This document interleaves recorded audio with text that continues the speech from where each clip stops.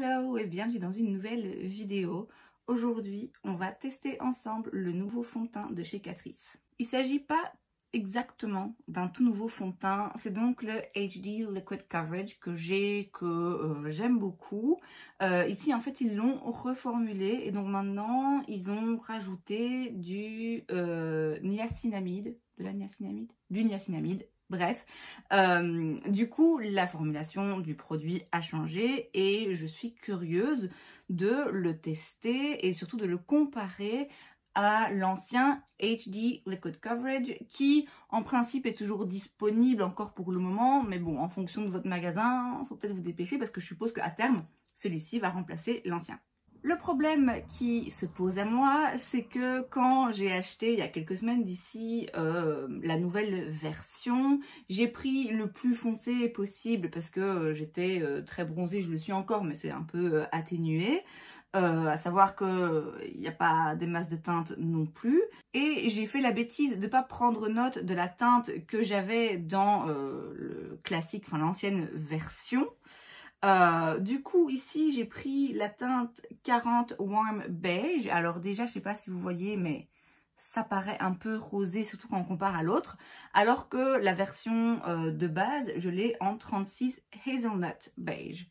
Donc je vous les mets comme ça. Bon là ça ressort très jaune mais en vrai ça a l'air un petit peu plus rosé. Bon, alors normalement la différence de couleur ça va pas impacter le rendu.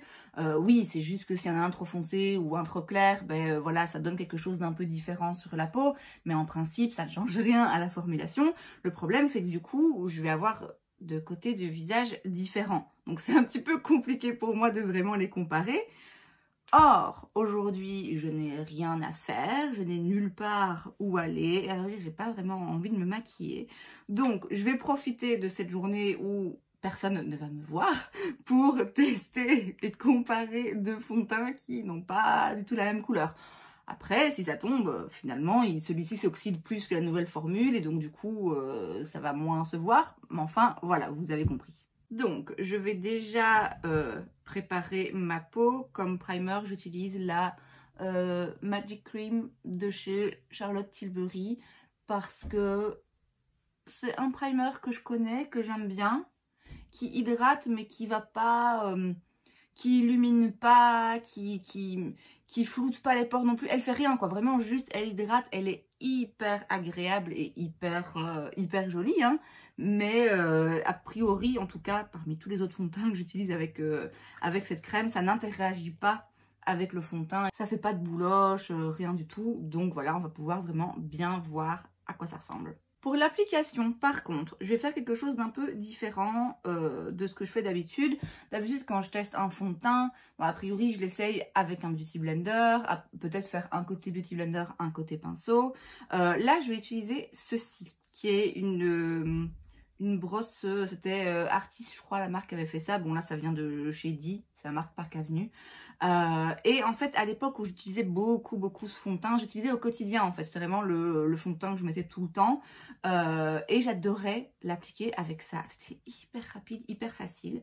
Et le truc en fait, c'est que ce fond de teint est quand même très liquide. Du coup, un Beauty Blender, j'ai peur que ça boive un petit peu trop le produit. Donc, je vais me resservir de mon ancienne technique et je vais appliquer les fonds de teint avec cette petite brosse. On va donc commencer avec le Liquid Coverage de base. Donc pour rappel, c'est la teinte 36 et j'en mets directement sur la petite brosse et c'est parti. En fait, cette brosse, je trouve ça vraiment pratique quand c'est un produit assez liquide comme ça pour tout étaler rapidement sans que ça fasse de marque. Et j'aimais beaucoup, comme je dis, utiliser ça vraiment au quotidien parce que du coup ça allait vite. Alors voilà à quoi ça ressemble. Donc c'est une couvrance tout à fait correcte et pour autant ça reste joli. Le seul truc, je sais pas si vous verrez bien, c'est que ici en fait j'ai des petites plaques sèches que j'avais pas remarqué avant. C'est plutôt comme s'il y avait une petite couche de peau qui s'enlevait. Mais j'ai fait là cette semaine, j'ai essayé un nouveau masque Acne Me dont je vous aurais sans doute déjà parlé dans le top et flop. Enfin bref, là en ce moment j'ai utilisé 2 fois déjà un masque contre l'acné, mais du coup je crois que ça assèche un petit peu la peau. Alors moi j'ai la peau grasse, mais clairement je crois qu'il y a certaines zones où ça va me faire un petit peu peler, vous voyez. Donc ça, je pense pas que ce soit dû au fond de teint parce que je le connais et normalement il me fait pas ça.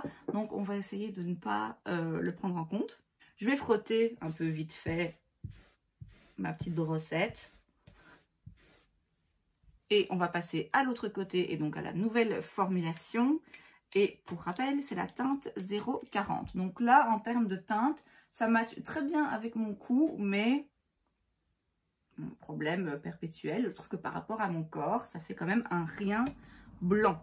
Là, le plus foncé, je pense que ça va mieux matcher avec mon corps, mais comme j'ai le cou, je sais pas pourquoi le cou est beaucoup plus blanc, j'arrive pas à bronzer correctement.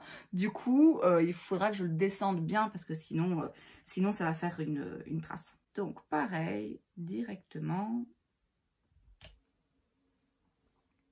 Et on y va. Ah oui, non, la teinte c'est mieux, hein. Je crois que ça se voit déjà. Bon, là évidemment, comme c'est pas un truc hyper précis pour le milieu du front et le milieu du menton, ça va être un petit peu compliqué de voir où s'arrête et commence chaque fond de teint. Mais écoutez, voilà à quoi ce côté ressemble. Et pareil, ici, je vois que autour des boutons, c'est quand même très sec, comme si, oui, comme si la peau pelait. Donc ça, je pense que c'est vraiment dû au masque, hein. Je pense pas que ce soit les 2 fonds de teint. En termes de couvrance, ça a l'air plutôt la même chose, puisque là, ça n'a pas entièrement recouvert les boutons. Là non plus. J'ai l'impression que celui-ci est peut-être un rien plus collant, un rien moins mat que l'autre. Mais bon, faut attendre de voir comment ça se porte. Et finalement, en termes de couleur, franchement, si je devais sortir comme ça, je pense pas que ça se verrait trop. Je vais juste en faire une petite pompe de chaque sur ma petite plaquette. Juste une petite goutte. Pour voir un petit peu comment ils s'oxydent et s'ils s'oxydent tous les deux de la même façon.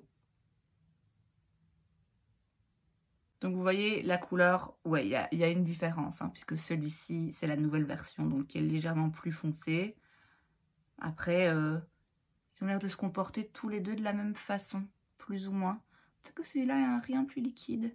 Donc je vais laisser poser ça là, je m'occupe de mettre de l'anti-cerne et de le poudrer et je reviens juste après. Alors j'ai mis mon anti-cerne et je l'ai poudré. Comme d'habitude, les produits que j'utilise sont en barre d'infos. J'ai juste fait mes sourcils vite fait, je vais rien faire d'autre parce que j'ai pas très envie de me maquiller là maintenant.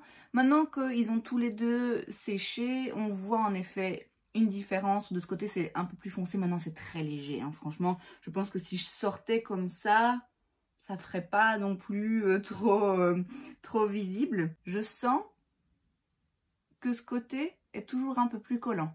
Alors certes, j'ai mis celui-là 4-5 minutes avant, mais là, ils devraient tous les deux avoir séché. Or, ce côté est un petit peu moins matifiant. Je vais poudrer mon teint, mais je vais faire la même chose que j'ai fait quand j'ai testé les bébés crèmes. Je ne sais pas laquelle vous verrez en premier, voilà.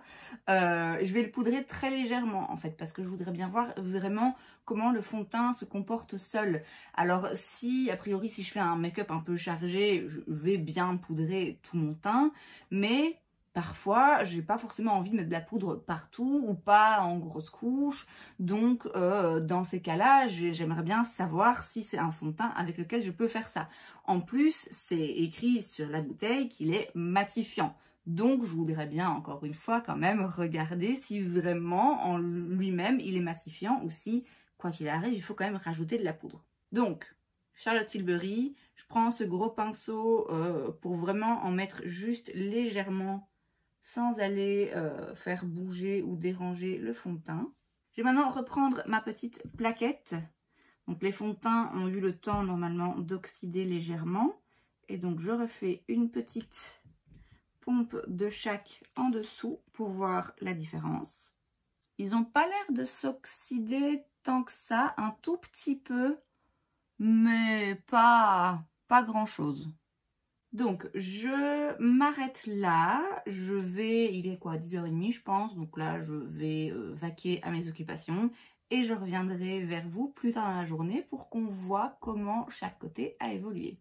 Il est 16h, je me suis dit que j'allais faire un petit point en lumière du jour.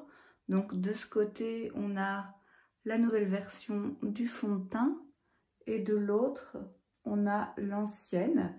Alors j'ai l'impression, c'est bizarre parce qu'au début j'avais l'impression que celui-ci restait un petit peu plus collant et moins matifiant. Or là, j'ai l'impression que c'est celui-ci qui est resté un peu moins mat. En sachant, comme je vous l'ai dit, j'ai quasiment pas poudré et j'ai fait un petit peu de rangement nettoyage, donc j'ai un peu eu chaud. Et aussi, ce côté est plus clair. C'est léger, hein, c'est léger, mais je trouve qu'on le voit quand même. Enfin, moi, en tout cas, je le vois. Mais ce côté est plus clair. Du coup, il n'est pas impossible que certaines petites choses soient plus mises en avant de ce fait-là. Mais vous voyez, c'est pas un fond de teint qui redevient vite trop gras. En effet, il a un côté un peu matifiant, en gardant en tête, encore une fois, moi j'ai la peau mixte à tendance grasse. Donc là, en le poudrant quasi pas, il vieillit bien, je trouve. Parce que, bon, on voit que je brille un petit peu, mais ça reste naturel en fait. Donc voilà pour le moment où on en est. On se retrouve, il est 18h, passé 18h. Je vais terminer la vidéo maintenant parce que je voudrais bien aller me doucher pas trop tard pour pas m'endormir avec les cheveux mouillés. Bref, on va s'arrêter maintenant. On va regarder à quoi ressemblent les deux fonds de teint. Donc de ce côté, on a la nouvelle version du Liquid Coverage de chez Catrice, donc reformulé avec du niacinamide, de la niacinamide, on saura jamais. Et de l'autre côté, on a l'ancienne version. Pour rappel, celle-ci est légèrement plus claire et ça se voit surtout au niveau des petites sécheresses que ça a marqué. Moi, en principe, j'ai une peau mixte à tendance grasse quand même. Après, ça dépend un petit peu des hormones, des saisons et tout. Mais là, j'ai fait dans le courant de cette semaine 2 fois un masque pour l'acné avec des AHA et BHA, je pense, en tout cas des acides qui font que du coup, je crois que ça fait peler un petit peu la peau, ce qui en soi est normal, hein, c'est pas du tout un problème. Il faudrait, à vrai dire, que je fasse un gommage pour aller retirer un petit peu tout ce qu'il y a en trop, parce que là, je sais pas si vous verrez, c'est pas une zone de sécheresse, c'est vraiment plutôt un peu comme de la peau morte, de la peau qui pèle un peu. Et j'ai l'impression que de ce côté, c'est plus marqué que de ce côté-là. Maintenant, encore une fois, hein, c'est jamais une science exacte. Il se peut que de ce côté, les petites peaux sont un peu plus intenses, ou comme de ce côté-là, le fond de teint est plus clair. Forcément, ça va un petit peu plus mettre en évidence ce genre de petites sécheresses. Je n'arrive absolument pas à voir s'il y a un côté qui a plus brillé que l'autre. Au tout début, juste après l'application, j'avais l'impression que ce côté restait un petit peu plus brillant et moins mat par rapport à celui-là. Ensuite, quand je vous ai fait un point dans l'après-midi, à la lumière du jour, j'avais l'impression que c'était ce côté qui était plus brillant. Et là,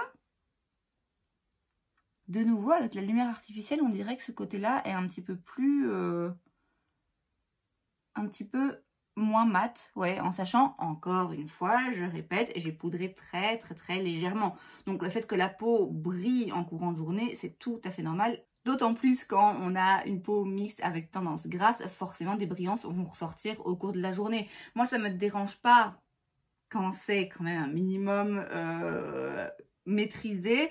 Or là, comme ce sont des fonds de teint qui ont comme propriété le fait d'être matifiants, je trouve qu'ils vieillissent bien. Parce que oui, la peau va briller un petit peu, mais ça va justement la raviver et avoir un côté un peu plus naturel. Tandis qu'il y a certains fonds de teint qui restent bien cadenassé, beaucoup plus mat au cours de la journée, mais qui fait que après quelques heures, parfois ça se voit un peu beaucoup qu'on a du maquillage. Ou encore d'autres fonds de teint comme par exemple les bébés crème de chez Herborian. Moi, si je les poudre pas, sur moi ça grasse beaucoup trop, c'est juste pas possible. Donc là, en soi, si je voulais ne pas poudrer ou presque pas poudrer mon teint, je pourrais m'en sortir comme ça. Fondamentalement, en résumé, est-ce que vraiment je vois une grosse différence? J'ai pas l'impression. J'ai vraiment pas l'impression que ça change beaucoup. pour moi, en tout cas, ce qui en soi est une bonne nouvelle, parce que quand un produit est reformulé, si vous préférez l'ancienne formule, bah c'est un petit peu décevant. Là, je peux pas dire que ce soit significativement mieux ni moins bien. J'ai l'impression qu'en termes de couvrance, on arrive à la même chose. Oui, peut-être celui-ci en première application qui reste un tout petit peu plus collant, mais je crois que c'est un petit peu pareil. Après, il serait intéressant de savoir sur le long terme, vu l'ingrédient qu'ils y ont rajouté, le but est que en appliquant le fond de teint, vous ayez aussi un petit peu de soin dedans. En tout cas, vous ayez un bon ingrédient pour votre peau qui contribue à sa réhydratation, etc. Donc, peut-être que grâce à ça, sur le long terme, c'est un fond de teint qui va aider votre peau. Bon, je pense que ce qui peut le plus aider votre peau, c'est que vous mettiez pas trop de maquillage en vrai. Donc voilà, en soi, en ce qui me concerne, j'ai pas remarqué une différence énorme. Je vais, dans la semaine qui arrive, le retester tout seul, même si, bon, a priori, c'est plus ou moins le même que celui-là. Celui-là, je sais ce que j'en pense, je sais que je l'aime bien. Mais je vais continuer à l'utiliser parce qu'en plus, là, en ce moment, c'est vraiment, c'est une chouette couleur pour moi. Donc voilà, on en saura plus un petit peu plus tard, mais si vous êtes stressé de savoir que ça a changé de formulation, vous avez peur de ne pas l'aimer, moi personnellement sur ma peau, pas tellement de différence. Et c'est donc tout pour cette vidéo, j'espère que ça vous a plu. Si c'est le cas, n'hésitez pas à laisser un like et vous pouvez aussi vous abonner à ma chaîne parce que c'est gratuit, donc pourquoi pas. Et moi je vous vois la prochaine fois, bye.